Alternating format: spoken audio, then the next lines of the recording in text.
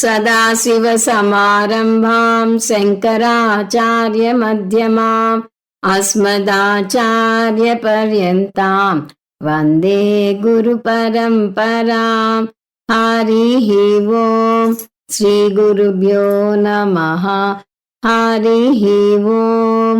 వసుదేవసుతం దేవం కంసచానూరమర్దనం దేవకీ పరమానందం కృష్ణం వందే జగద్గురుం. మనం భగవద్గీత 218వ క్లాస్లో ఉన్నాం. అంత ముందు క్లాస్లో దిగ్విజయంగా 18వ అధ్యాయాన్ని ముగించుకున్నాం. ఇవాళ 18వ అధ్యాయం అయిన మోక్ష సన్యాస యోగం సారాంశం చూద్దాము. భగవద్గీతలో 2వ అధ్యాయం 18వ అధ్యాయం చాలా ముఖ్యమైన అధ్యాయాలు. ఎందుకంటే ఈ 2 అధ్యాయాలలోనూ కృష్ణ పరమాత్మ మొత్తం గీతా సారాంశాన్ని సంగ్రహంగా బోధించాడు. కాకపోతే రెండిటి మధ్య సూక్ష్మ భేదం ఉంది. 2వ అధ్యాయంలో చెప్పిన సంగ్రహం ఉపోద్ఘాతం, 18వ అధ్యాయంలో చెప్పిన సంగ్రహం ఉపసంహారం. 3వ అధ్యాయం నుంచి 17వ అధ్యాయం వరకు ఆ సారాన్ని విస్తారంగా చెప్పుకు వస్తాడు. దీన్ని మళ్ళీ తూకీగా చూస్తే 2వ అధ్యాయం ఉపక్రమ సంక్షేపము, అధ్యాయాలు 3 నుంచి 17 వరకు విస్తారం, అధ్యాయం 18 ఉపసంహార సంక్షేపము. ఇది గీతా బోధనా శైలి. ఇది వార్తలు చదివే విధానాన్ని పోలి ఉంటుంది అని అంత ముందు కూడా చూసాము. వార్తలు చదివేటప్పుడు ముందు ముఖ్యాంశాలు అని చెప్పి ఆ ముఖ్యాంశాలన్నింటినీ వివరంగా చెప్పుకుంటూ వచ్చి మళ్ళీ వార్తలు ముగించే ముందు ముఖ్యాంశాలు మరోసారి అని చెప్తారు. అలాగే కృష్ణ పరమాత్మ 2వ అధ్యాయంలో తను బోధించబోయే అంశాల గురించి పరిచయం చేస్తాడు. ముఖ్యంగా ఆ అంశాలు కర్మయోగం, జ్ఞానయోగం. మళ్ళీ ఇక్కడ 18వ అధ్యాయంలో కూడా కర్మయోగం, జ్ఞానయోగం అనేక కోణాల్లోంచి చెప్పుకు వస్తాడు. అందువల్ల ఇది చాలా ముఖ్యమైన అధ్యాయం. అంతేకాదు అన్నిటికన్నా చాలా పెద్ద అధ్యాయం కూడా. ఇందులో 78 శ్లోకాలు ఉన్నాయి. ఈ అధ్యాయం పేరు మోక్ష సన్యాస యోగం. ఈ సన్యాస పదం మనం 3 సందర్భాల్లో చూస్తాం. అవి 4వ అధ్యాయాన్ని జ్ఞాన కర్మ సన్యాస యోగం అంటారు, 5వ అధ్యాయాన్ని కర్మ సన్యాస యోగం అంటారు, 18వ అధ్యాయాన్ని మోక్ష సన్యాస యోగం అంటారు. ఈ పదాల్లో సూక్ష్మ భేదం ఉంది. 3 ఉన్నది సన్యాస యోగమే అయినా 4వ అధ్యాయంలో జ్ఞాన కర్మ సన్యాస యోగం అంటే జ్ఞానం పొంది కర్మను సన్యసించండి అని అర్థం. 5వ అధ్యాయంలో కర్మ సన్యాస యోగం అంటే కర్మను సన్యసించండి అని అర్థం. ఇక్కడ మోక్ష సన్యాస యోగం అంటే కర్మ సన్యాస యోగంలో కర్మను సన్యసించండి అన్నారు కదా, ఇక్కడ మోక్షాన్ని సన్యసించండి అని అర్థం తీసుకోకూడదు. ఇక్కడ వచ్చేసరికి మోక్షం కోసం సన్యసించాలి అని అర్థం తీసుకోవాలి. అంటే ఒక చోట జ్ఞానం పొంది కర్మను సన్యసించాలి, ఇంకో చోట కర్మను సన్యసించాలి, ఇంకొక చోట మోక్షం కోసం సన్యసించాలి. ఈ విధంగా పదాలను విడదీసేటప్పుడు జాగ్రత్తగా విడదీయాలి. ఈ అధ్యాయం ముఖ్యంగా చూస్తే మోక్షాన్ని సన్యసించటం అనకూడదు. నిజానికి అందరూ చేసేది అదే, నాకు మోక్షం వద్దు అనుకుంటారు, కానీ మోక్షం కోసం సన్యసించాలి అని అర్థం. ఈ నేపథ్యంతో ఈ 18వ అధ్యాయం యొక్క సారాంశాన్ని చూద్దాం. ఈ అధ్యాయంలో ప్రధానంగా 5 అంశాలు ఉన్నాయి. అవి 1 సాత్విక సన్యాస యోగం శ్లోకాలు 1 నుంచి 12 వరకు, 2 జ్ఞానయోగం శ్లోకాలు 13 నుంచి 17 వరకు, 3 6 అంశాల విశ్లేషణ శ్లోకాలు 18 నుంచి 40 వరకు, 4 కర్మయోగం జ్ఞానయోగం శ్లోకాలు 41 నుంచి 66 వరకు, 5 ఉపసంహారం శ్లోకాలు 67 నుంచి 78 వరకు. ఇప్పుడు ఒక్కొక్క అంశాన్ని విపులంగా చూద్దాం. 1 సాత్విక సన్యాస యోగం శ్లోకాలు 1 నుంచి 12 వరకు. కృష్ణ పరమాత్మ సన్యాసం అనే ఈ అంశం గురించి మాట్లాడాల్సి వచ్చింది. ఎందుకంటే అర్జునుడు సన్యాసం గురించి ఒక సందేహాన్ని ప్రవేశపెట్టాడు.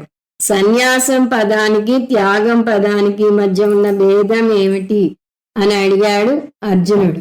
ఆ శ్లోకం చూద్దాం. అర్జున ఉవాచ సన్యాసస్య మహాబాహో తత్వమిచ్ఛామి వేదితుం త్యాగస్య చ ఋషికేశ పృథక్ కేసి నిషూదన. అంటే సన్యాసానికి త్యాగానికి మధ్య ఉన్న భేదం ఏమిటో స్పష్టంగా తెలుసుకోవాలనుంది కృష్ణ అని అడిగాడు. నిఘంటువులో చూస్తే నిజానికి రెండు పదాలకి అర్థం ఒకటే ఉంటుంది. ఆ అర్థం త్యజించడం. అందువల్ల ఆ పదాలు ఒకటేనా, వాటి మధ్య ఏదైనా భేదం ఉందా అని అడిగాడు. ఇంకో విధంగా చెప్పాలి అంటే సన్యాసం అంటే ఏమిటి అనేది ప్రశ్న. దానికి కృష్ణ పరమాత్మ శ్లోకాలు 2 నుంచి 12 వరకు వివరంగా చెప్పుకు వచ్చాడు. కృష్ణ పరమాత్మ దృష్టిలో సన్యాసం త్యాగం పదాల మధ్య భేదం లేదు. అవి రెండు పర్యాయ పదాలు. సో సన్యాసం = త్యాగం = త్యజించటం. సరే, అయితే త్యజించటం అంటే ఏమిటి? త్యజించటం పదానికి 2 అర్థాలు ఉన్నాయి. వాటిని ముఖ్య సన్యాసం అని, గౌణ సన్యాసం అని అంటారు. ముఖ్య సన్యాసం అంటే సన్యాసాశ్రమ ధర్మాన్ని స్వీకరించటం. అది అందరికీ వర్తించదు. ఈ ముఖ్య సన్యాసాన్ని ఆత్మజ్ఞానం పొందటానికి కావాల్సిన అర్హతలు అన్నీ ఉన్న వ్యక్తికే ఇస్తారు. అంటే అతను చిత్తశుద్ధి పొంది ఉండాలి, సంస్కరించబడి ఉండాలి, ముఖ్యంగా సంసిద్ధుడై ఉండాలి. అతను ఇష్టం లేకుండా సన్యాసాన్ని స్వీకరిస్తే అందులో ఇమడలేడు. సాధన చతుష్టయ సంపన్నుడై ఉండాలి. అటువంటి అధికారికి మాత్రమే ముఖ్య సన్యాసాన్ని నిర్దేశిస్తుంది శాస్త్రం. ఎందుకంటే సన్యాసం 1 వే ట్రాఫిక్. అందులోకి వెళ్ళాక మళ్ళీ వెనక్కి తిరిగి రాలేరు. ఈ ముఖ్య సన్యాసంలో అన్నింటినీ అక్షరాలా త్యజించాలి. అంటే కుటుంబాన్ని త్యజించాలి, సమాజాన్ని త్యజించాలి, అనుబంధాలను త్యజించాలి, ఆస్తిపాస్తులను త్యజించాలి, ఉద్యోగాన్ని త్యజించాలి. అంతేకాదు, అదనంగా ఇంకొక జత దుస్తులు కూడా ఉండకూడదు.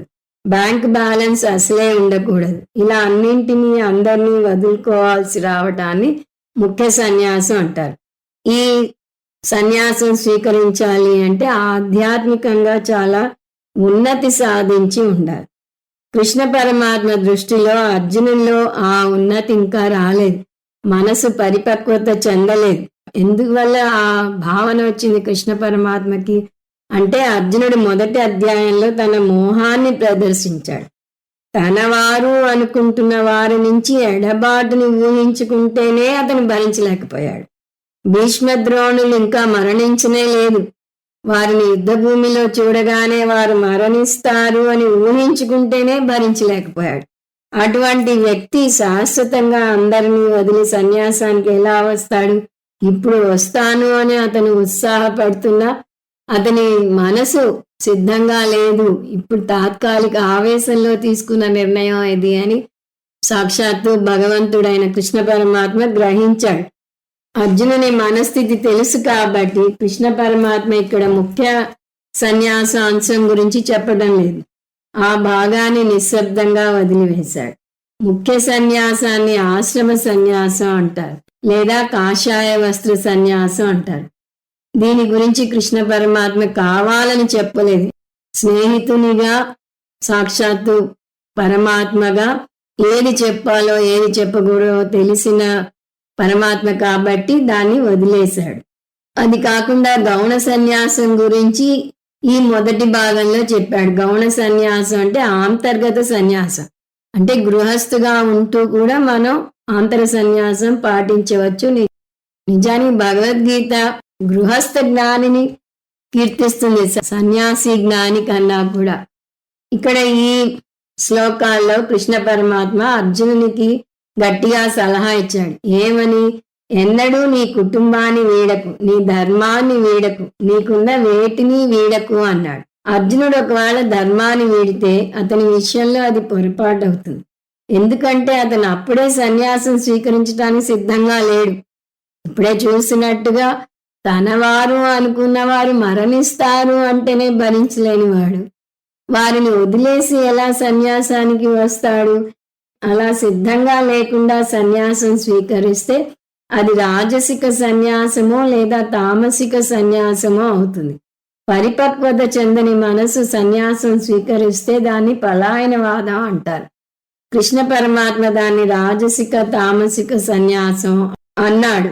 అందువల్ల అర్జునుడిని సన్యాసం స్వీకరించవద్దు, నువ్వు కురుక్షేత్రంలో ఉండి యుద్ధం చెయ్యి అన్నాడు. గృహస్థాశ్రమంలో ఉండి ధర్మాన్ని నిర్వర్తించు అన్నాడు. కర్తగా నీ ధర్మాన్ని నువ్వు నెరవేర్చాలి అన్నాడు. కర్తగా ధర్మాన్ని నెరవేర్చాలి అంటే రాగద్వేషాలను త్యజించాలి. రాగద్వేషాలు ఉంటే ఎదుటివారి నుంచి ఏదో ఒకటి ఆశిస్తారు, కుటుంబం నుంచి సమాజం నుంచి ఆశిస్తారు. అవి బంధంలో పడవేస్తాయి. ఎప్పుడైతే అవి బంధిస్తాయో అప్పుడే అవి మనసును కల్లోలపరుస్తాయి. సంకల్పాన్ని వదిలివేయాలి. సంకల్పం అంటే బంధించే కర్మఫలాన్ని ఆశించటం, అంటే గాలిలో మేడలు కట్టడం, భవిష్యత్తును ఊహించుకోవటం, అబ్బాయి భవిష్యత్తు గురించి ఊహించుకోవటం, ఇవన్నీ బంధంలో పడవేసే ఆశలు. ఇటువంటి సంకల్పాన్ని వదిలివేయటాన్ని సాత్విక సన్యాసం అంటారు. సాత్విక సన్యాస యోగం అంటే నిత్య కర్మ ఫలాలను త్యజించటం. అంటే అతను సమాజంలో ఉంటూ నిత్య నైమిత్తిక కర్మలను చేస్తూ ఆ చేసిన కర్మలకు వచ్చే ఫలాల మీద ఆశ పెట్టుకోకుండా దాన్ని త్యజించాలి. కర్మ ఫలాల మీద ఆశ పెట్టుకోకూడదు, వాటిని త్యజించాలి అంటే రాగద్వేషాలను త్యజించాలి అని అర్థం. దీన్ని సాత్విక కర్మ సన్యాసం అంటారు.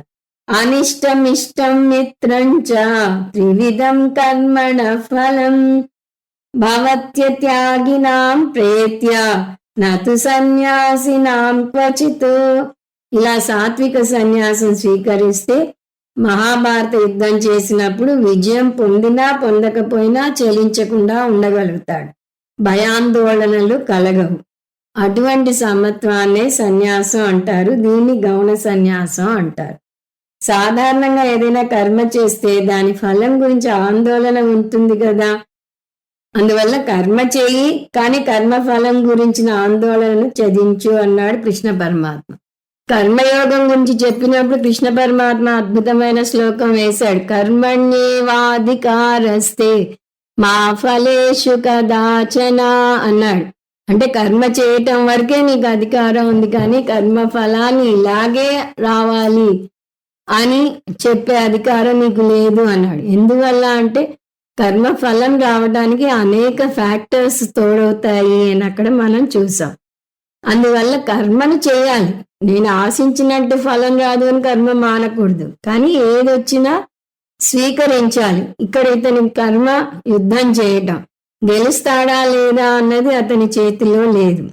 దానికి సిద్ధపడి యుద్ధం చేయటాన్ని గౌణ సన్యాసం అంటారు. సో సాత్విక సన్యాసం ఈజ్ ఈక్వల్ టు కర్మఫల త్యాగ భావన.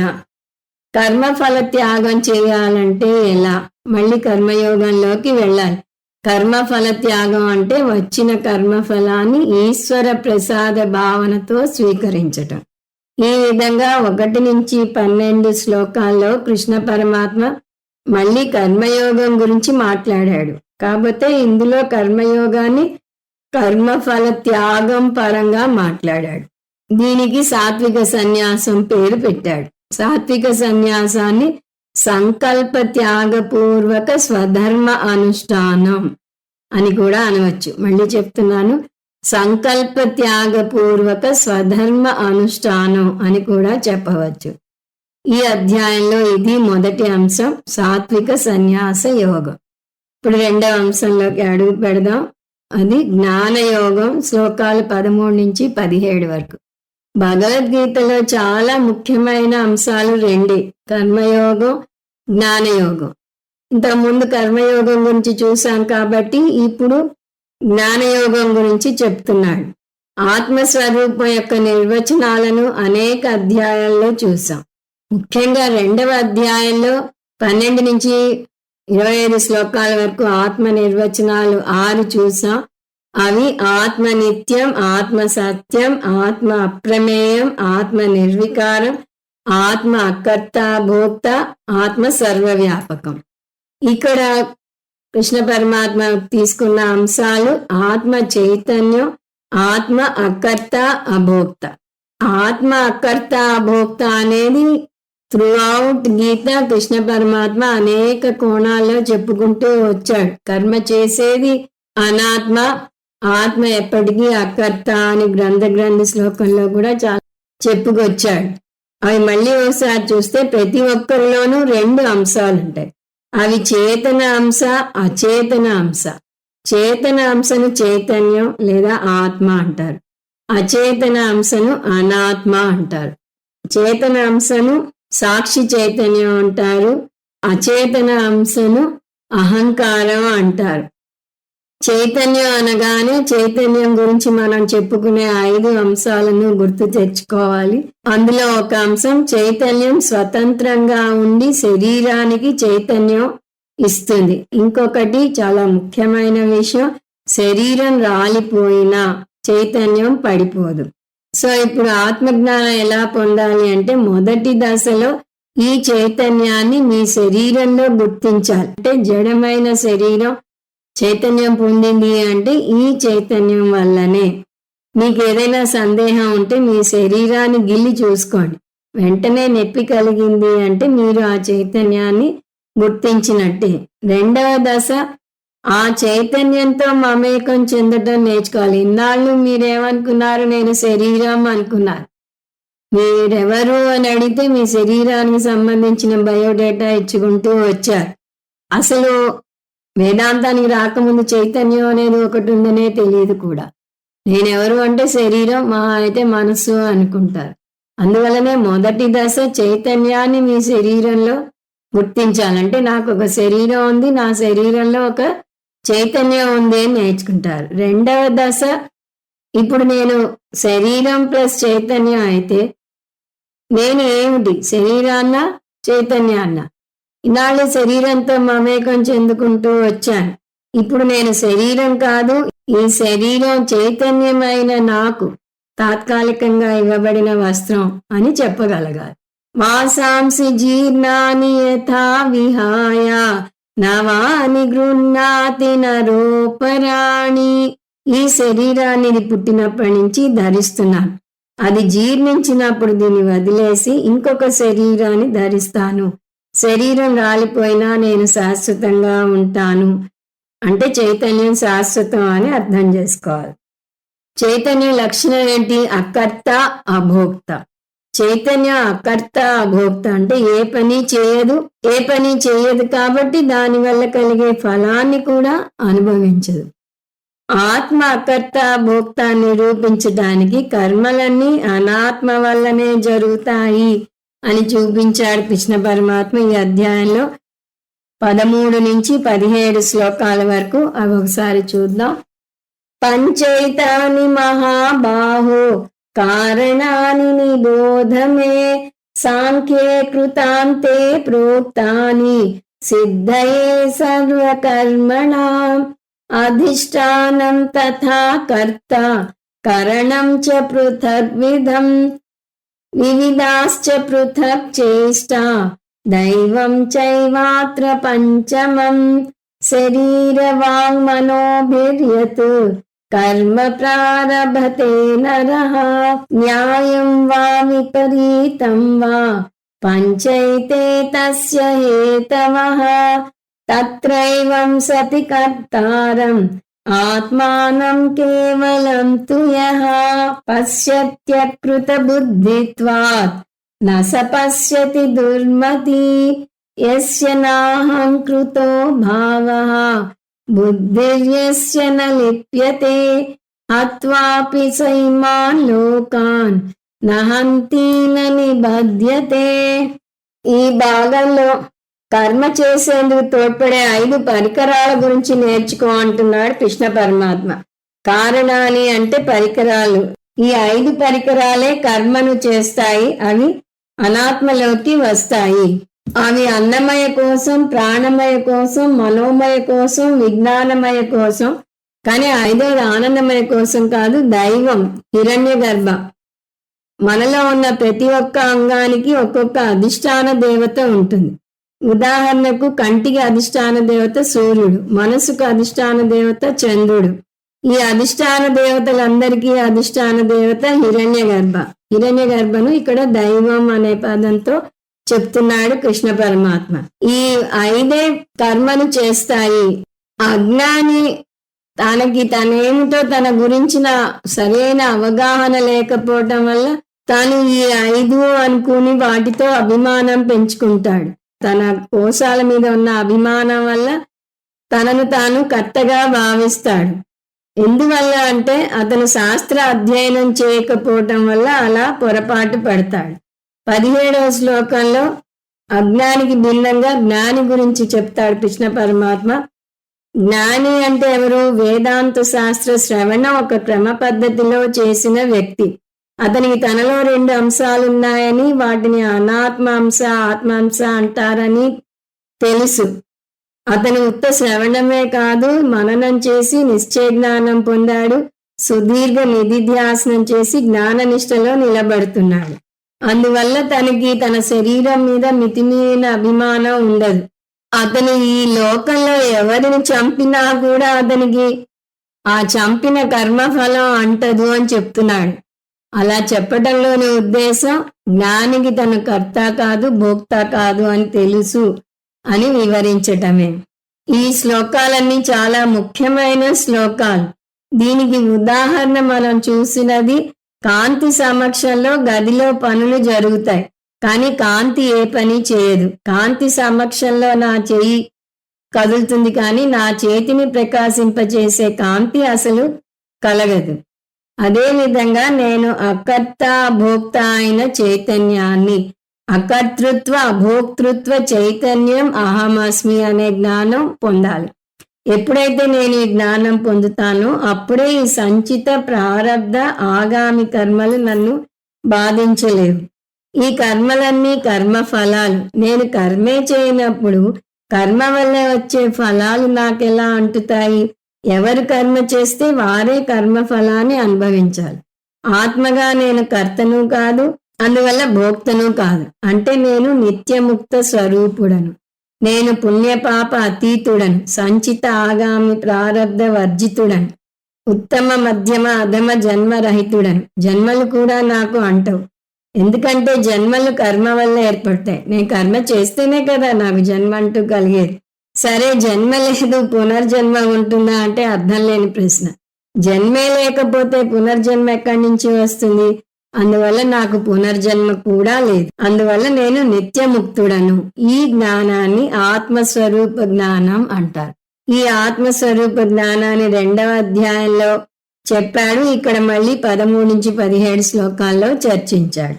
సో 18వ అధ్యాయంలో 2వ అంశం జ్ఞానయోగం. ఇప్పుడు 3వ అంశంలోకి అడుగు పెడుతున్నాం.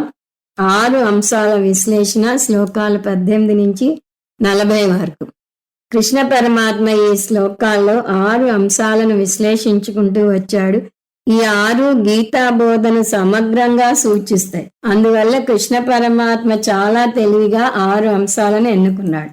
6 అంశాలు సరిగా అర్థమైతే గీతాబోధ మొత్తం అర్థమైందని చెప్పవచ్చు. ఈ 6 అంశాలు జ్ఞానం, కర్మ, కర్త, బుద్ధి, ధృతి, సుఖం.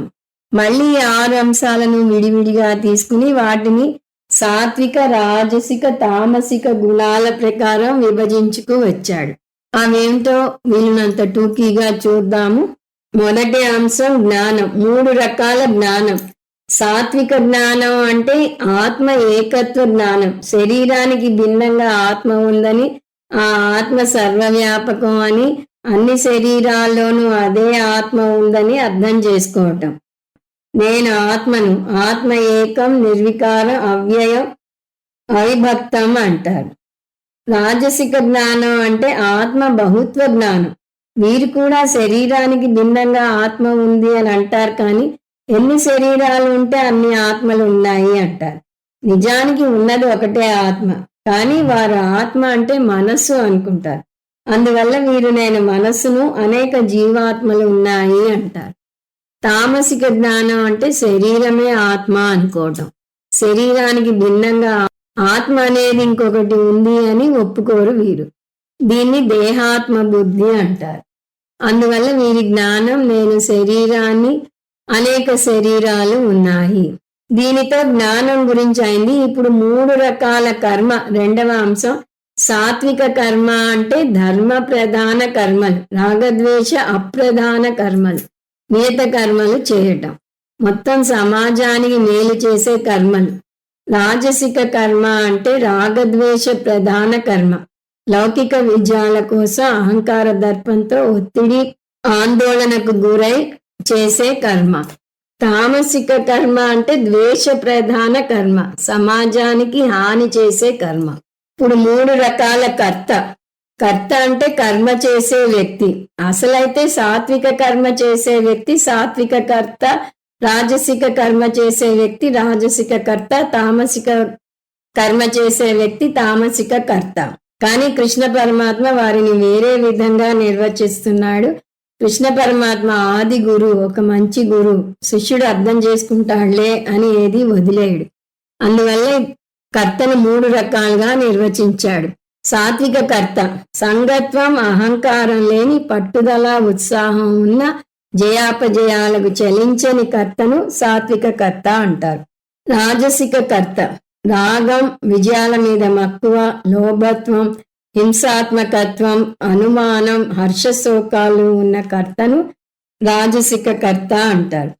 తామసిక కర్త యోగి కాని వ్యక్తి, ప్రాకృత పురుషుడు, మూర్ఖుడు, మాయావి, ఇతరుల పనికి అడ్డం వచ్చే వ్యక్తి, సోమరిపోతు, పనిని వాయిదా వేసే కర్తను తామసిక కర్త అంటారు.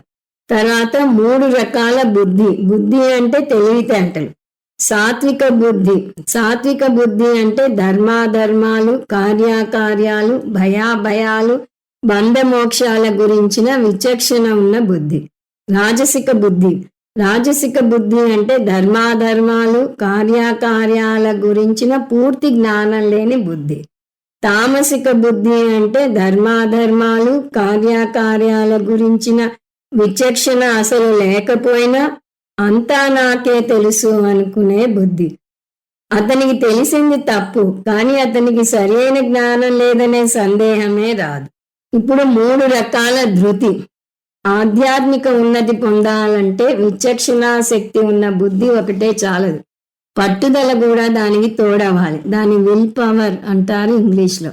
సాత్విక ధృతి మనసు, ప్రాణం, ఇంద్రియాలు చేసే క్రియలను ఆధ్యాత్మిక చింతన వైపు యోగా ద్వారా ఏకీకృతం చేసే ధృతి. ఎటువంటి ఆటంకం ఎదురైనా వీరు ఆగరు. రాజసిక ధృతి వీరికి కూడా ఫ్రీ విల్ ఉంటుంది. సాత్విక ధృతి ఉన్నవారు ఆధ్యాత్మికత వైపు మొగ్గు చూపితే, రాజసిక ధృతి ఉన్నవారు ధర్మార్థ కామాల వెంట లౌకిక విజయాల కోసం తీవ్రమైన కోరికలతో పరుగులు తీస్తూనే ఉంటారు. తామసిక ధృతి ఈ తెగవారికి కూడా విల్ పవర్ ఉంటుంది, కానీ ఏ పని చేయకూడదనే విల్ పవర్ ఉంటుంది. వారు అటు ఆధ్యాత్మిక సాధన చేయరు, ఇటు లౌకిక విజయాల కోసము ప్రయత్నం చేయరు. ఆ మాటకొస్తే అసలు ఏ పని చేయరు. దాని తర్వాత 3 రకాల సుఖం. సుఖం అంటే ఆనందం. ప్రతి వ్యక్తి కూడా ఆనందం కావాలని కోరుకుంటాడు. ఆ కోరిక స్వతహాగా ఉంటుంది. ప్రతి ఒక్కరూ ఆనందం కావాలని కోరుకోవటం వరకు అందరూ సమానమే. కానీ ఆ కోరుకునే ఆనందం మనిషి మనిషికి మారుతుంది. అందువల్ల సాత్విక సుఖం మొదట విషతుల్యంగా అనిపించిన చివరికి అమృతంగా ఉండే ఆత్మజ్ఞానం వల్ల కలిగే ఆనందాన్ని సాత్విక సుఖం అంటారు. అతను తనలోనే ఆనందం పొందుతాడు. రాజసిక సుఖం మొదట అమృతంలా ఉండి తర్వాత విషతుల్యంలా ఉండే విషయ వస్తువుల వల్ల కలిగే సుఖాన్ని రాజసిక సుఖం అంటారు. తామసిక సుఖం మొదట చివర కూడా మనసుని మోహంలో పడవేసే నిద్ర, సోమరితనం, నిర్లక్ష్యాల వల్ల కలిగే సుఖాన్ని తామసిక సుఖం అంటారు. ఈ విభజన గురించి గమనిస్తే ఒక సాధారణ విశ్లేషణను చూడవచ్చు. సాత్విక లక్షణం అంటే ఆధ్యాత్మిక ఉన్నతికి తోడ్పడే అంశం ఏదైనా సరే, అది ఆహారం అవ్వచ్చు, కర్మ అవ్వచ్చు, బుద్ధి అవ్వచ్చు, ఏ రంగంలో తీసుకున్నా ఆధ్యాత్మిక ఉన్నతికి తోడ్పడితే దాన్ని సాత్విక గుణం అనవచ్చు. తామసిక గుణం దీనికి పూర్తిగా భిన్నమైన గుణం. మధ్యలో రాజసిక వదిలి తామసిక గుణానికి వచ్చాం. ఎందువలనంటే ఇది సాత్విక గుణానికి పూర్తి విరుద్ధమైన గుణం. ఇది ఆధ్యాత్మిక పతనానికి తోడ్పడుతుంది. మనిషి ఆధ్యాత్మికంగా ఎదగకపోగా ఇంకా కిందకి దిగజారుతాడు. అది ఆహారం అని, దుస్తులవని, ఆఖరికి అనుబంధం అవని, అవి సరిగా లేకపోతే ఆధ్యాత్మికంగా కిందికి లాగుతాయి. రాజసిక గుణం అంటే ఏమిటి? లౌకిక ఎదుగుదలకు తోడ్పడేది ఏదైనా రాజసిక గుణంలోకి వస్తుంది. ఈ రాజసిక గుణం లౌకికంగా విజయాన్ని చేకూరుస్తుంది, కానీ ఆధ్యాత్మికంగా ఉన్నతిని ఇవ్వదు. కొంతలో కొంత మేలు ఏమిటి అంటే అది తామసిక గుణంలాగా కిందకి లాగదు, అలాగని మేలు చేయదు. సాత్విక గుణంలా పైకి తీసుకువెళ్ళదు, అక్కడే ఉంచేది. ఆధ్యాత్మికంగానే లౌకికంగా బాగానే నిచ్చిన మెట్లు ఎక్కుతాడు, తన సంస్థలను విస్తరింపజేస్తాడు, ఎన్నో భవంతులు కొంటాడు, కార్లు కొంటాడు, వీటిలో అంత తలమునకలుగా మునిగిపోతాడు. కాబట్టే అతనికి ఆధ్యాత్మికతకు తీరిక ఉండదు. ప్రపంచంలో అందరికన్నా ఐశ్వర్యవంతుడు, కానీ అతనికి దైవ చింతనకు తీరిక లేదు. పూజ చేయటానికి తీరిక లేదు, జపం చేయటానికి తీరిక లేదు, గీతాబోధకు వెళ్లే తీరిక అసలే లేదు. అలా లౌకికంగా విజయం సాధించి ఆధ్యాత్మిక ఎదుగుదల లేని జీవన విధానాన్ని రాజసిక జీవన విధానం అంటారు. మళ్ళీ ఒక్క ముక్కలో చెప్పాలంటే ఆధ్యాత్మిక ఎదుగుదలకు తోడ్పడేది సాత్విక గుణం, ఆధ్యాత్మిక ఎదుగుదల లేకుండా ఉన్న చోటే ఆపివేసేది రాజసిక గుణం, ఆధ్యాత్మిక పతనానికి దారి తీసేది తామసిక గుణం. ఈ 3 స్థాయిలు అర్థమైతే నీ జీవన విధానాన్ని దీనికి అనుగుణంగా మలుచుకోవచ్చు. ముందుగా ఆధ్యాత్మిక పతనానికి దారి తీస్తున్న పనులు ఏమైనా చేస్తుంటే వెంటనే వాటిని ఆపివేయాలి. ఆఖరికి సుఖం కూడా మీరు అనుభవిస్తున్నది తామసిక సుఖం అయితే దాన్ని వదులుకోవాలి. మనిషిగా జన్మనెత్తగలగటమే గొప్ప వరం. ఆ వరాన్ని మీరే చేతులా నాశనం చేసుకోకూడదు. తామసిక ప్రవృత్తికి జంతు ప్రవృత్తికి పెద్దగా భేదం లేదు. దాంట్లోనే మనిషి మునిగి తేలుతుంటే భగవంతుడు అనుకుంటాడ, ఇతనికా నేను మనిషి జన్మను ఇచ్చాను అని. అందువల్ల వచ్చే జన్మలో అతన్ని మనిషిగా కాకుండా జంతువుగానే పుట్టిస్తాడట. అందువల్ల ఈ వరాన్ని, అంటే మనిషిగా పుట్టిన వరాన్ని మీరు ఒడిసి పుచ్చుకొని ఆధ్యాత్మిక పతన అయ్యేవి మాని క్రమేపీ ఆధ్యాత్మిక ఉన్నతిని తీసుకువచ్చే పనులను చేయాలి. పనులు ఒక్కటే కాదు, ఈ 6 అంశాల్లో బుద్ధి, ధృతి, సుఖం కూడా ఉన్నాయి. ఆఖరికి సుఖం కూడా మిమ్మల్ని కిందకి దిగజార్చవచ్చు. అనైతిక సుఖాలు సుఖాలను ఇస్తాయి నిజమే, కానీ అవి మనిషి పతనానికి దారి తీస్తాయి. అలా 6 అంశాలలోనూ మీరు ఏ స్థాయిలో ఉన్నారో చూసుకుంటూ వచ్చి సాత్విక ప్రవృత్తిని అలవర్చుకోవాలి. ఇది 18వ అధ్యాయంలోని 3వ అంశం. ఇది 6 అంశాల విశ్లేషణ. ఇప్పుడు 4వ అంశంలో అడుగు పెడుతున్నాం. అది కర్మయోగం, జ్ఞానయోగం, శ్లోకాలు 41 నుంచి 66 వరకు. ఇందులో కూడా మళ్ళీ కర్మయోగం, జ్ఞానయోగం మార్చి చెప్తాడు. ఈ శ్లోకాల్లో బోధలోని 2 ముఖ్యమైన అంశాల సారాంశాన్ని మళ్ళీ చెప్పాడు కృష్ణ పరమాత్మ. ఈ అధ్యాయం మొత్తమే భగవద్గీతకు సారాంశం అని మొదటి 17 శ్లోకాల్లో ఈ 2 అంశాల సారాంశం చెప్పేశాడని చూసాం. ఏమిటవి? కర్మయోగం, జ్ఞానయోగం. కానీ ఈ 2 చాలా ముఖ్యమైన అంశాలు కాబట్టి కృష్ణ పరమాత్మ వీటి గురించి ఇంకో కోణంలోంచి నిర్వచించాడు. సో 4వ అంశంలో ఒక అంశం కర్మయోగం, శ్లోకాలు 41 నుంచి 49 వరకు. ఇంత ముందు భాగంలో కృష్ణ పరమాత్మ కర్మయోగం గురించి చెప్పాడన్నా. దాన్ని ఎలా చెప్పాడు? సాత్విక సన్యాస పరంగా చెప్పాడు. ఈ భాగంలో కర్మయోగాన్ని స్వధర్మ అనుష్ఠానం పరంగా చెప్తున్నాడు. కర్మయోగం అంటే మనం చూసిన నిర్వచనం ఏమిటి? అది మర్చిపోకూడదు. కర్మయోగం = సరి అయిన కర్మ ప్లస్ సరి అయిన దృక్పథం. ఇంతకు ముందు సరి అయిన దృక్పథం చూసాం. అంటే కర్మఫలం ఏదొచ్చినా ఈశ్వర ప్రసాదంగా స్వీకరించాలి అని సాత్విక సన్యాస యోగంలో చూసాం. ఇప్పుడు సరి అయిన కర్మ భాగాన్ని వివరించుకొస్తున్నాడు. సరి అయిన కర్మ అంటే ఏమిటి? ఈ భాగంలో స్వాభావిక కర్మల పరంగా వివరించాడు కృష్ణ పరమాత్మ. ఎవరి ధర్మాన్ని వారు పాటించాలి. ఆ ధర్మం కూడా అనేక రకాలుగా ఉంటుంది. వర్ణానికి తగ్గ ధర్మం ఉంటుంది, ఆశ్రమానికి తగ్గ ధర్మం ఉంటుంది. తనకు తాను నిర్వర్తించాల్సిన కర్తవ్యమే కాకుండా కుటుంబానికి, సమాజానికి, దేశానికి, మతానికి, వాతావరణానికి నిర్వర్తించాల్సిన కర్తవ్యాలు ఎన్నో ఉంటాయి. మనం పుడుతూనే అనేక బాధ్యతలతో పుట్టాం. నాకు జీవితాన్ని అనుభవించాలి అని ఉంటే శాస్త్రం అనుభవించండి, తప్పే లేదు, కానీ మీ బాధ్యతను కూడా నెరవేర్చండి అని అంటుంది. నా బాధ్యత ఏమిటో నాకు ఎలా తెలుస్తుంది? ఇంకొక ప్రశ్న. పూర్వం వర్ణాశ్రమ ధర్మాలు ఉండేవి. బ్రాహ్మణ క్షత్రియ విసాం శూద్రానాం చ పరంతప కర్మాణి ప్రవిభక్తాని స్వభావ ప్రభవై గుణై అన్నాడు 41వ శ్లోకంలో. పూర్వం మనుషులను 4 వర్ణాల కింద విభజించింది శాస్త్రం. వారు బ్రాహ్మణులు, క్షత్రియులు, వైశ్యులు, శూద్రులు. ఈ విభజన వారి పుట్టుకను బట్టి ఉంటుంది, అంటే జాతి భేదం అంటారు. ఈ 4 వర్ణాలకు వేదాలే 4 రకాల కర్మలను కూడా నిర్దేశించాయి. ఆ 4 రకాల కర్మల ద్వారా వారు సమాజానికి సేవ చేసేలాగా నిర్దేశించాయి. అలాగే 4 ఆశ్రమ ధర్మాలను కూడా నిర్దేశించాయి. ఆశ్రమ ధర్మాలు బ్రహ్మచర్యాశ్రమం, గృహస్థాశ్రమం, వానప్రస్థాశ్రమం, సన్యాసాశ్రమం. ఒకవేళ ఈ వర్ణాల ప్రకారం, అంటే ఈ జాతి వర్ణం ప్రకారం మీ ధర్మాలను నిర్వర్తించడం మీకు ఇష్టం లేకపోతే మీ గుణాన్ని బట్టి ఈ వృత్తిని ఎన్నుకోవచ్చు అంటున్నాడు. ఏది ఎన్నుకున్నా మీ జీవన విధానం సమాజానికి మీరు తిరిగి ఇచ్చేలాగా ఉండాలి. మీరు సమాజం నుంచి తీసుకునేదానికన్నా మీరు తిరిగి ఇచ్చేది ఎక్కువగా ఉండాలి. సమాజం నుంచి తిరిగి తీసుకోండి అని శాస్త్రం ప్రత్యేకించి చెప్పనవసరం లేదు. తీసుకోవడంలో దిట్టలం మనం. అందువల్ల తిరిగి తీసుకునే అంశం గురించి బోధించలేదు కృష్ణ పరమాత్మ. మీరు తీసుకోండి పర్వాలేదు, కానీ తిరిగి ఇవ్వండి అంటున్నాడు. మీరు తీసుకున్న దానికన్నా మీరు తిరిగి ఇచ్చేది ఎక్కువగా ఉంటేనే మీరు ఆధ్యాత్మికంగా విజయం సాధిస్తున్నట్టు అంటుంది శాస్త్రం. ఆధ్యాత్మిక విజయానికి, లౌకిక విజయానికి నిర్వచనాల్లో భేదం ఉంది. లౌకిక విజయంలో మీరు తీసుకునేది ఎక్కువ, తిరిగి ఇచ్చేది తక్కువ ఉంటుంది. ఒక పుస్తకాన్ని, ఇంత లావు పుస్తకం కేవలం 10 రూపాయలకే అమ్ముతున్నానని కొన్నాను అంటాడు ఒక అతను. అంటే అందులో ఏముందో అతనికి అనవసరం, దానివల్ల లాభం పొందాలంతే.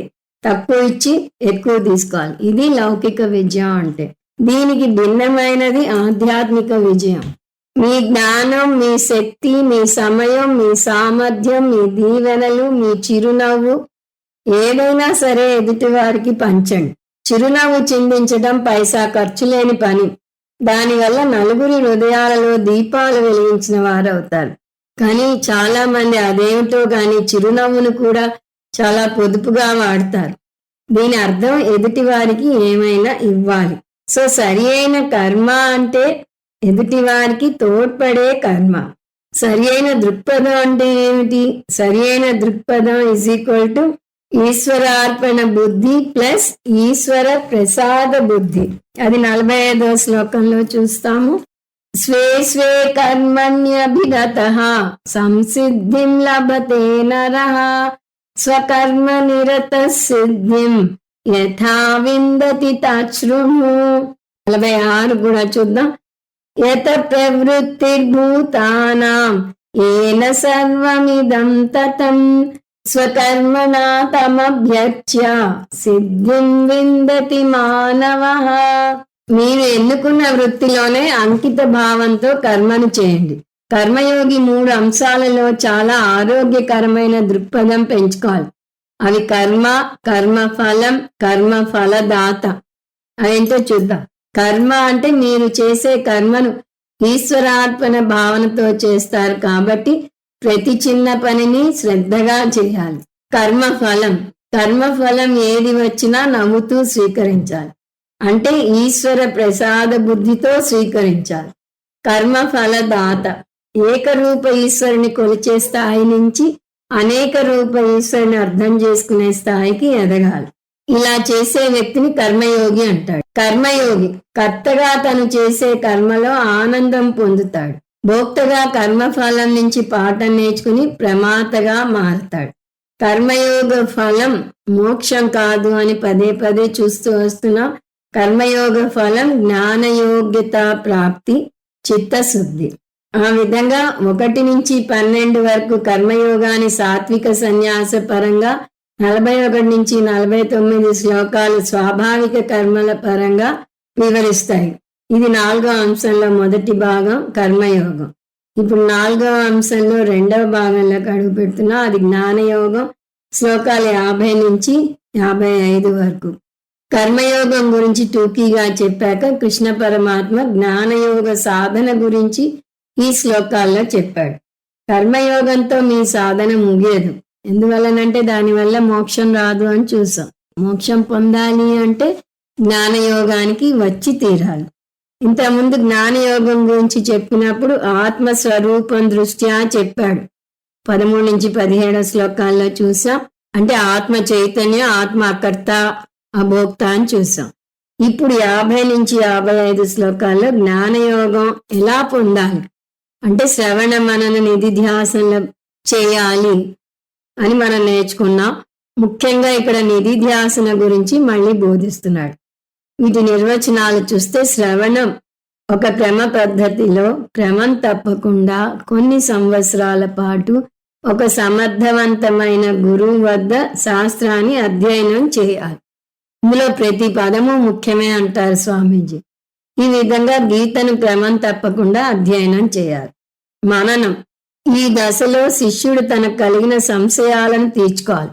తనకు కలిగిన సందేహాలను మననం దశలో తోటి విద్యార్థిని అడుగో, గురువుని అడుగో తీర్చుకోవాలి. నిధిధ్యాసనం. నిధిధ్యాసనం అంటే నేర్చుకున్న జ్ఞానాన్ని జ్ఞాననిష్టగా మలుచుకోవాలి. అంటే దాన్ని మీ 2వ స్వభావంగా చేసుకోవాలి. ఆవకాయలోని మామిడికాయ ముక్క ఆవపిండిలో బాగా ఊరినట్టుగా భగవద్గీత నుంచి మీరు పొందిన జ్ఞానం మీ అణువునా జీర్ణించుకోవాలి. జ్ఞానాన్ని పొంది జ్ఞాన నిష్టలో నిలబడకపోతే పొంది కూడా లాభం లేదు. జస్ట్ అకాడమిక్ ఇంట్రెస్ట్ అవుతుంది. మీ పక్కన ఉన్న అనేక డిగ్రీలాగా వేదాంతం అనే డిగ్రీ కూడా పొందినట్టు అవుతుంది అంతే. కానీ దాన్ని మీ జీవన విధానంలో మలుచుకోవాలి అంటే దానికి నిధిధ్యాసనం తోడ్పడుతుంది. అందువల్ల కృష్ణ పరమాత్మ నిధిధ్యాసనాన్ని ఇక్కడ నొక్కి వక్కాణిస్తున్నాడు. 18వ అధ్యాయంలో 52, 53 శ్లోకాల్లో ఆ విచారణ చేస్తాను.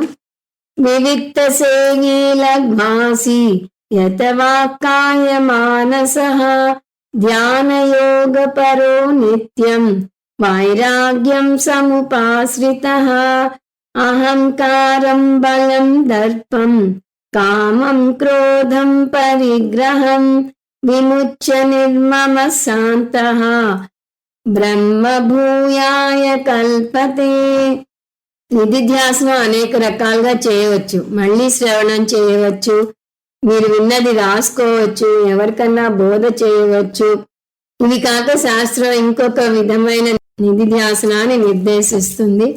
దాన్ని సమాధి అభ్యాస రూప నిధిధ్యాసన అంటారు. వాటికి నియమాలను పతంజలి యోగ సూత్రాల్లోంచి తీసుకుంటాం. ఇక్కడ వాటి పేర్లు మాత్రం చూద్దాం. అవి ఆసనం, ప్రాణాయామం, ప్రత్యాహారం, ధారణ, ధ్యానం, సమాధి. నిధిధ్యాసనం శ్రవణం చేశాకే చేయాలి, ముందు చేయకూడదు. నిధిధ్యాసన చేసేటప్పుడు అనేక భావోద్రేకాలు మీ మనసుని కలత పెట్టవచ్చు. దానికి కారణం మీలో ఇంకా మిగిలి ఉన్న ఆసురీ సంపత్తి కావచ్చు. మనసు అనే తోటలో ఉన్న అనేక కలుపు మొక్కలను ఏరివేయాలి. వాటిలో కొన్నింటిని మాత్రమే కృష్ణ పరమాత్మ 53వ శ్లోకంలో పేర్కొన్నాడు. అవి అహంకారం, బలం, దర్పం, కామం, క్రోధం, పరిగ్రహం, మమకారం. వీటన్నింటినీ పరిత్యజిస్తే మనసు ప్రశాంతంగా ఉంటుంది. అటువంటి సాధకుడు బ్రహ్మతో ఐక్యం అవుతాడు, అంటే జీవన్ముక్తి ఫలం పొందుతాడు. ఇక్కడితో జ్ఞానయోగం అంశం ముగిసింది. దీనిలో ప్రధానంగా నిధిధ్యాసనం గురించి బోధించాడు కృష్ణ పరమాత్మ. అంటే నిధిధ్యాసన ప్రధాన జ్ఞానయోగం అంశం ముగిసింది. ఇది 4వ అంశంలో 2వ భాగం జ్ఞానయోగం. ఇప్పుడు 4వ అంశంలో 3వ భాగం మళ్ళీ కర్మయోగానికి వస్తున్నాడు. శ్లోకాలు 56 నుంచి 62 వరకు. నిధిధ్యాసంలో అహంకార మమకారాలను వదులుకోవాలని, పారమార్థిక సత్యానికి ఎదగాలని చెప్పాడు కృష్ణ పరమాత్మ. ఇదంతా నా వల్ల అయ్యేనా అని అనుకునే వారికి మళ్ళీ కర్మయోగం స్థాయికి దిగివచ్చి కర్మయోగం గురించి బోధించాడు ఈ శ్లోకాల్లో. ఇంత ముందు అంటే 41 నుంచి 49 శ్లోకాల్లో కర్మయోగం గురించి స్వాభావిక కర్మల పరంగా చర్చించాడు. ఇప్పుడు ఈ శ్లోకాల్లో అంటే 56 నుంచి 62 శ్లోకాల్లో ఇదే కర్మయోగాన్ని ఇంకొక కోణంలోంచి చర్చిస్తాడు. అంటే ఈశ్వరానుగ్రహం. కర్మయోగి నిర్గుణ బ్రహ్మ జ్ఞానం పొందలేడు, అందువల్ల అతను భగవంతుని ఇష్టదేవత రూపంలో కొలుస్తాడు. ఈశ్వరానుగ్రహం కోరితే మీ ఆధ్యాత్మిక ప్రయాణంలో అన్ని దశలు ఆయనే చూసుకుంటాడు. ఇది 4వ అంశంలో 3వ భాగం కర్మయోగం. తర్వాత 4 చరమ శ్లోకం కర్మయోగం శ్లోకం 65. దీన్ని ఏకశ్లోకి అని చెప్పవచ్చు. ఇప్పటికే కర్మయోగం గురించి కృష్ణ పరమాత్మ 3 సార్లు చెప్పాడు. అంతా చెప్పేశాను, ఇంకా నిర్ణయం నీ చేతిలో ఉంది, నువ్వే తేల్చుకో అని చెప్పాక మళ్ళీ అర్జునుడు ఎక్కడ పొరపాటుగా నిర్ణయం తీసుకుంటాడో అనే భయంతో ఈ శ్లోకంలో మళ్ళీ కర్మయోగం గురించి చెప్పాడు. కర్మయోగంలోని అంశాలను ఇందులో చెప్పాడు. అవి ప్రార్థన, స్వాధ్యాయం, భగవంతుడు తోడుగా ఉంటాడు. ఆ శ్లోకం చూస్తే మన్మనాభవ మద్భక్తః మధ్యాజీ మాం నమస్కురు మామే వైశ్యసి సత్యం తే ప్రతిజానే ప్రియోసి మే. కర్మయోగాన్ని ఇక్కడ 5 దశలుగా వర్ణించాడు. అవి టూకీగా చూస్తే మద్భక్త భవ, నా మీద భక్తి పెంపొందించుకో అన్నాడు. ఇది సాధన మీద భక్తి. 2 మత్పరాయణ, నన్నే నీ అంతిమ లక్ష్యంగా చేసుకో అన్నాడు. ఇది సాధ్యం మీద భక్తి. 3 మన్మనా భవ, నన్ను నీ లక్ష్యంగా ఎన్నుకున్నాక ఏకాగ్రత వీడకు అన్నాడు. ఇది ముముక్షు భక్తి.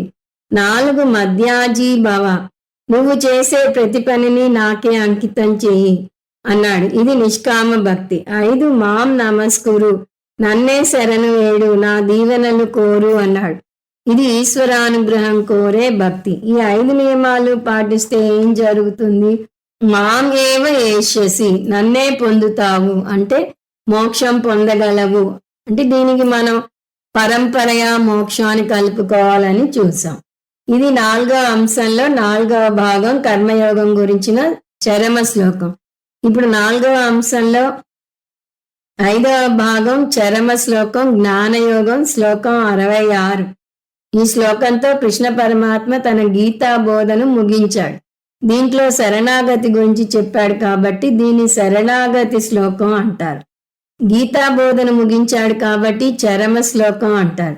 ఈ శ్లోకంలో జ్ఞానయోగాన్ని సంక్షిప్తంగా మళ్ళీ చూసాం. ఇందులో జ్ఞానం గురించిన పదం ప్రత్యక్షంగా లేకపోయినా ఇది జ్ఞానయోగానికి చెందినదని చూసాం. సర్వధర్మాన్ పరిత్యజ్య మామేకం శరణం వ్రజ అహం త్వా సర్వ పాపేభ్యః మోక్షయిష్యామి మా శుచః. సర్వధర్మాన్ పరిత్యజ్య, ఈ వాక్యాన్ని 3 దశల్లో అర్థం చేసుకోవాలని చూసాం. 1 సర్వకర్మలను త్యజించాలి. 2 కర్మత్యాగం చేయాలంటే దేహాభిమానం త్యాగం చేయాలి. 3 దేహాభిమానం త్యాగం చేయాలంటే ఆత్మజ్ఞానం పొందాలి. మామేకం శరణం వ్రజ అంటే ఏకరూపేశ్వరుడైన కృష్ణ పరమాత్మను కాదు శరణు వేడాల్సింది, అరూప ఈశ్వర జ్ఞానం పొందాలి. దీని జీవాత్మ పరమాత్మ ఐక్య జ్ఞానం అంటారు.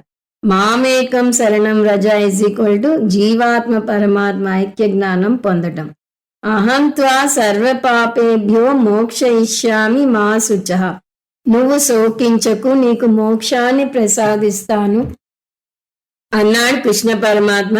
ఈ శ్లోకాన్ని అనేక రకాలుగా అర్థం చేసుకుంటారు కానీ దీని జ్ఞానయోగ శ్లోకంగా శంకరాచార్యుల వారు నిర్వచించారు.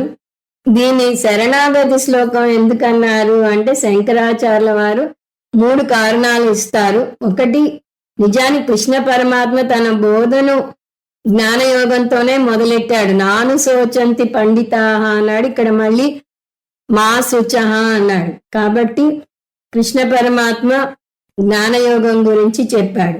2వ కారణం సర్వధర్మాన్ పరిత్యజ్యలో ధర్మ అంటే వేదాల్లో నిర్దేశించిన అన్ని కర్మలు అని వస్తుంది. అంటే ఒక ప్రాథమిక కర్మను ధర్మం అంటారు. అందువల్ల సాధకుణ్ణి అన్ని కర్మలు వదిలేసి ఇంకొక సాధన చేయమని కృష్ణ పరమాత్మ నిర్దేశిస్తున్నప్పుడు ఇంకొక సాధన ఇంకొక కర్మ అయ్యే అవకాశం లేదు. అది కర్మకు భిన్నంగా ఉండేది అయి ఉండాలి. శరణాగతి అంటే కర్మకు భిన్నంగా ఉన్నదై ఉండాలి. జ్ఞానం కర్మలోకి రాదు. అందువల్ల శరణాగతి అంటే జ్ఞానం అని ఈ కారణాల వల్ల చెప్పవచ్చు. మూడవ కారణం గీత వేదాల సారం. గీత వేదాల సారం కాబట్టి ఇది ప్రమాణ గ్రంథం అయింది. గీతను స్మృతి గ్రంథం అని, వేదాలను శృతి గ్రంథం అని అంటారు. కృష్ణ పరమాత్మ తన బోధన వేదాల సారంగా చేస్తున్నాడు కాబట్టి ఈ విషయం కృష్ణ పరమాత్మకు కూడా తెలుసు కాబట్టి కృష్ణ పరమాత్మ వేదాలు చెప్పినట్టుగా జ్ఞానం వల్లనే మోక్షం వస్తుంది అని అనేక చోట్ల వివరించాడు. కాబట్టి ఇక్కడ కూడా జ్ఞానం గురించి చెప్పాడు అని మనం అర్థం చేసుకోవాలి అంటున్నారు శంకరాచార్యుల వారు. ఇది 4వ అంశంలో 5వ భాగం జ్ఞానయోగాన్ని గురించిన చరమ శ్లోకం. ఇక్కడితో 4వ అంశం అయిపోయింది. కర్మయోగం, జ్ఞానయోగం. 5వ అంశం ఉపసంహారం, శ్లోకాలు 67 నుంచి 78 వరకు.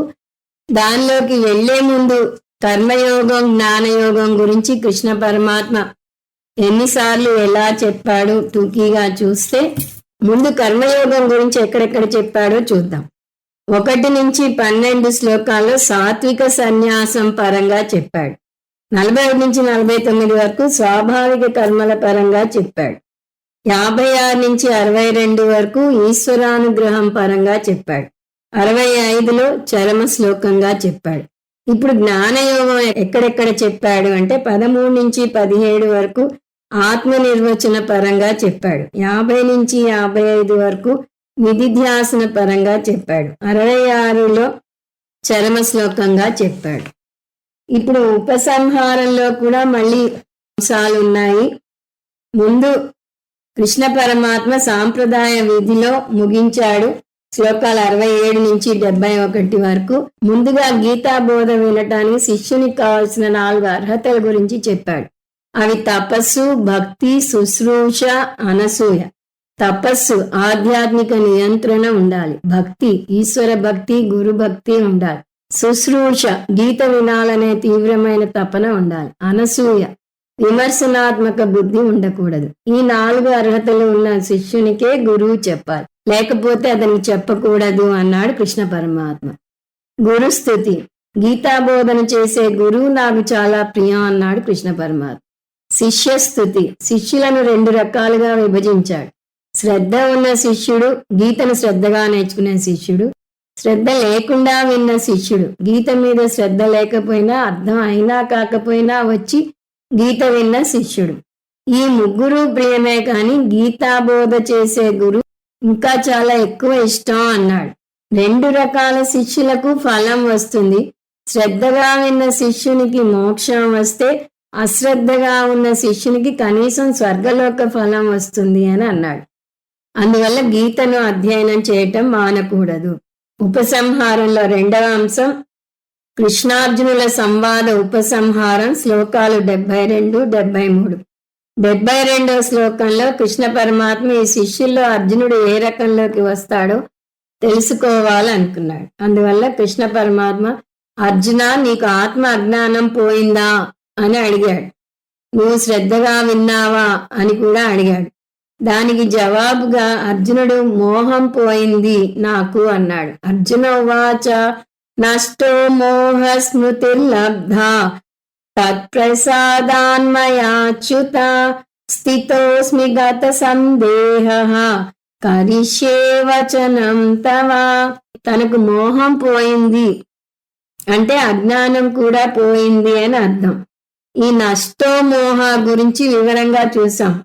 నాకు మోహం పోయింది అని అనకుండా పోయింది మోహం అని అన్నాడు. అని ఉంటే మోహం పోయిందా లేదా అనే సందేహం కలుగుతుంది కాబట్టి ముందే నష్టో పదం వేశాడు. అంటే నష్ట, నాకు నష్టమైంది. ఏమిటి నష్టమైంది? మోహం. అజ్ఞానం పోయింది అని కూడా అనలేదు. అజ్ఞాన జనిత మోహం పోయింది అంటే ఇట్ గోస్ వితౌట్ సేయింగ్ అజ్ఞానం కూడా పోయింది అని. ఎందువలనంటే అజ్ఞానం వల్లనే మోహం కలిగింది.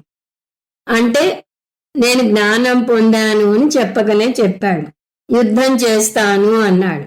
నువ్వు చెప్పినట్టు చేస్తాను అంటే దాని ఉద్దేశం కర్మయోగి యుద్ధం చేయాలి, జ్ఞానయోగి కూడా యుద్ధం చేయాలి, తన కర్తవ్యాన్ని నెరవేర్చాలి.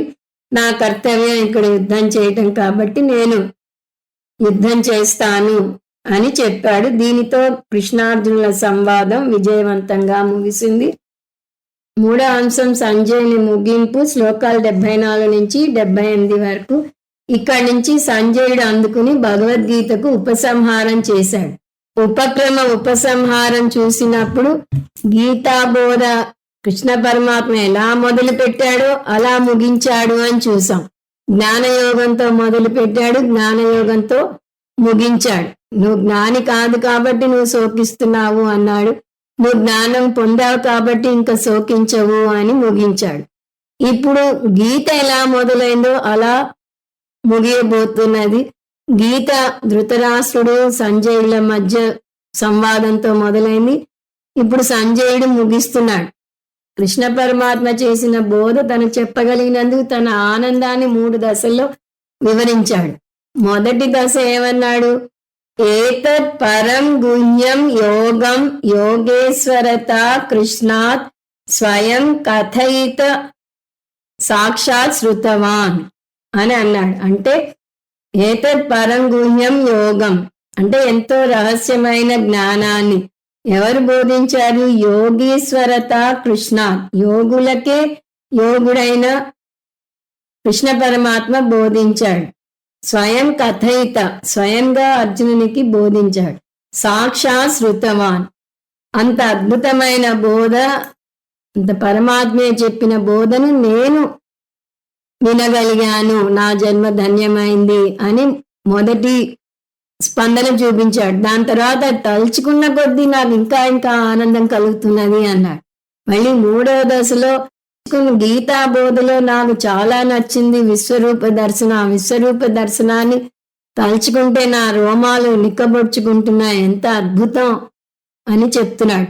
అంత ఆనందంలో కృష్ణ పరమాత్మ చెప్పిన ఫలం కాకుండా సంజయుడు స్వయంగా ఫలం కలిపాడు. అది ఏమని చెప్పాడు? ఎత్ర యోగేశ్వర కృష్ణ ఎత్ర పార్థో ధనుర్ధరః తత్ర శ్రీర్విజయో భూతి ధ్రువాని తిర్మతిర్మమ. కేవలం అర్జునుడు సంజయుడు మాత్రమే ఈ ఫలాన్ని పొందరు. ఎవరైతే బ్రహ్మ విద్య గురువుగా కృష్ణ పరమాత్మను, ధనుర్ధారి అయిన అర్జునుడిని తలుచుకుంటారో, వారి మధ్య జరిగిన గీతాబోధను గుర్తు తెచ్చుకుంటారో వారు లౌకిక ఆధ్యాత్మిక విజయాలను పొందుతారు. శ్రద్ధగా విని జ్ఞాననిష్టలో నిలబడితే మోక్షం పొందుతారు. లేకపోతే లౌకిక విజయాలైన సిరి సంపదలు, విజయం, సకల ఐశ్వర్యాలు, నీతి అన్నీ పొందుతారని నేను హామీ ఇస్తున్నాను అన్నాడు సంజయుడు. అంతేకాదు తనకు అదృష్టాన్ని కలగజేసిన వ్యాసాచార్యుల వారికి కృతజ్ఞతలు తెలుపుకున్నాడు. ఎందువలనంటే వ్యాసాచార్యుల వారు తనకి దివ్య చక్షువులను ప్రసాదించి ఈ బోధన వినగలిగే శక్తిని ఇచ్చారు. దీనితో భగవద్గీతలోని ఉపసంహారం అయింది. 18వ అధ్యాయం అయింది. భగవద్గీత సంపూర్ణమైంది. ఓం తత్సత్. సర్వం శ్రీకృష్ణార్పణమస్తు. మన గురు పరంపరకు ఒకసారి కృతజ్ఞతలు చెప్పుకోవాలి. బోధించిన దైవమైన కృష్ణునికి కృష్ణం వందే జగద్గురు. దాని తర్వాత వ్యాసాచార్యుల వారికి, శంకరాచార్యుల వారికి, పూజ్య గురుదేవులైన దయానంద సరస్వతి స్వామీజీకి, సాక్షాత్తు ప్రత్యక్ష గురువైన పరమాత్మానంద స్వామీజీకి, ఆత్మలీనానంద స్వామినికి, సత్యవ్రతానంద స్వామినికి మా కృతజ్ఞతలు. ఈ బోధను విని దిగ్విజయం చేసిన మీ అందరికీ కూడా వేల వేల కృతజ్ఞతలు. ఓం తత్సదితి. శ్రీమద్భగవద్గీతాసు ఉపనిషత్సు బ్రహ్మ విద్యాయాం యోగశాస్త్రే శ్రీకృష్ణార్జున సంవాదే మోక్ష సన్యాసయోగో నామ అష్టాదశోऽధ్యాయః. హరి ఓం తత్సత్. ఇది శ్రీమద్ భగవద్గీత యందు, ఉపనిషత్తుల యందు, బ్రహ్మ విద్య యందు, యోగ శాస్త్రమునందు, శ్రీకృష్ణార్జున సంవాదమునందు మోక్ష సన్యాస యోగము అనే 18వ అధ్యాయము. ఓం తత్సత్. సర్వం శ్రీకృష్ణార్పణమస్తు. ఓం పూర్ణమద పూర్ణమిదం పూర్ణాత్ పూర్ణముదచ్యతే పూర్ణస్య పూర్ణమాదాయ పూర్ణమేవావశిష్యతే. ఓం శాంతి శాంతి శాంతి. హరి ఓం. శ్రీ గురుభ్యో నమః. హరి ఓం.